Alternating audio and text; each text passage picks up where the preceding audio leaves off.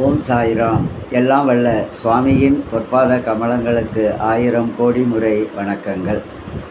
இந்த வீடியோவை பார்க்கின்ற குழந்தைகளுக்கும் பெரியோர்களுக்கும் லவ்வின் சாய்ராம். ஒரு நட்பு என்பது எப்படி இருக்க வேண்டும் என்பதற்கு உதாரணமாக இந்த கதையினை பார்ப்போம். கல்கத்தாவிலே 2 நண்பர்கள், ஒருவன் பெயர் சுனில், இன்னொரு பையனுடைய பெயர் அனில். சுனில் மற்றும் அனில் 2 பேருமே 7ஆம் வகுப்பு படிக்கின்ற மாணவர்கள். இதில் எப்பொழுதுமே சுனில் ஃபஸ்ட்டு ரேங்க் வாங்குவான், அனில் செகண்ட் ரேங்க் வாங்குவான். இது அப்படியே 1ஆவது வகுப்புலேருந்து அப்படியே படிச்சுக்கிட்டு வர்றாங்க. எப்போவுமே Sunil first rank, Anil second rank. இப்படி இருக்கும் பொழுது என்ன ஆகுது, சுனிலுக்கு அப்பா கிடையாது, அம்மா மட்டும்தான். அந்த அம்மா கொஞ்சம் கஷ்டப்பட்டு அந்த பையனை படிக்க வைக்கிறாங்க. ஒரு ஃபைனல் 7ஆவதுனுடைய அந்த ஆனுவல் எக்ஸாம் வரப்போகுது. அதுக்கு 3 மாதத்துக்கு முன்னாடி என்ன ஆகுது, அந்த சுனிலுடைய அம்மா உடம்புக்கு முடியாமல் படுத்துடுறாங்க. நாளுக்கு நாள் உடம்பு ரொம்ப மோசமாகிக்கிட்டே வருது. சுனில் அவங்க அம்மா கூடவே இருந்து பகலும் இரவும் கூடவே இருந்து கவனிச்சுக்கிறான். 2 மாதம் அவன் ஸ்கூலுக்கே போக முடியலை. கடைசியில் என்ன ஆகுது, சுனிலுடைய அம்மா இறந்து போயிடுறாங்க. அவன் ஒரு அனாதையாகி விடுகின்றான், அம்மா அப்பா இல்லாத அனாதை.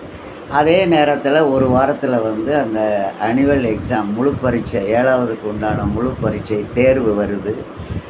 சுனில் ரொம்ப கஷ்டப்பட்டு எப்படியாவது நல்ல ஃபஸ்ட் ரேங்க் வாங்கணும்னு நல்லா படிச்சுக்கிட்டு இருக்கான்.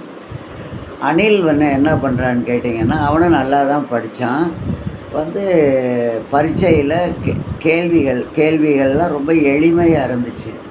ஆனால் அனில் என்ன பண்ணிட்டான், நிறைய கேள்விகளை எழுதாமல் விட்டுட்டான். ரொம்ப ஈஸியான கொஸ்டின்ஸு, ஆனால் அவன் எழுதலை, விட்டுட்டு கொஞ்சமாக எழுதி பாஸ் பண்ணத்தக்க அளவுக்கு எழுதிட்டான்.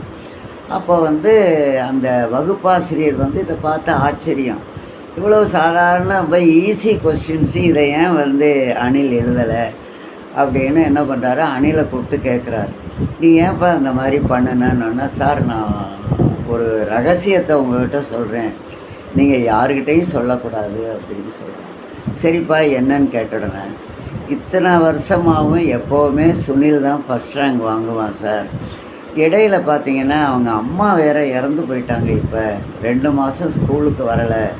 அவன் ஏற்கனவே ரொம்ப வருத்தத்தில் இருக்கிறான். இப்போ திரும்ப அவனுக்கு ஃபஸ்ட் ரேங்க் வராமல் வேறு ரேங்க் வந்துச்சுன்னா இன்னும் அவன் வருத்தப்படுவான். எப்பவும் போலவே அவன் ஃபஸ்ட் ரேங்க் வாங்கினான், அவனுக்கு கொஞ்சம் சந்தோஷம் கிடைக்குமேனு தான் நான் கொஞ்சம் கொஸ்டின்ஸை எழுதாமையே விட்டுட்டேன். அதனால் அவன் எப்பவும் போல் ஃபஸ்ட் ரேங்க் வாங்குவான், நான் செகண்ட் ரேங்க் வாங்குவேன் அப்படின்ட்டு சொன்னான் அனில். இதை பார்த்த உடனே அன்னொன்று சொன்னார், அனில் என்ன சொல்கிறான், சார் இதை தயவுசெய்து சுனில்கிட்ட சொல்லிடாதீங்க, யாருக்குமே தெரிய வேண்டான்னு.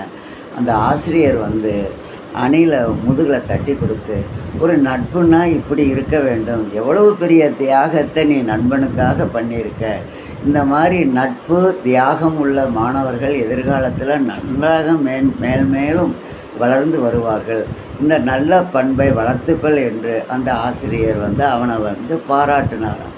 எனவே குழந்தைகளே, நீங்கள் நட்பு கொள்ளுங்கள். நட்புக்காக சில தியாகங்களை செய்வதற்கும் தயங்காதீர்கள். நண்பர்கள் கஷ்டப்படும் பொழுது அவர்களுக்கு உதவியாக இருங்கள். ஜெய் சாய்ராம்.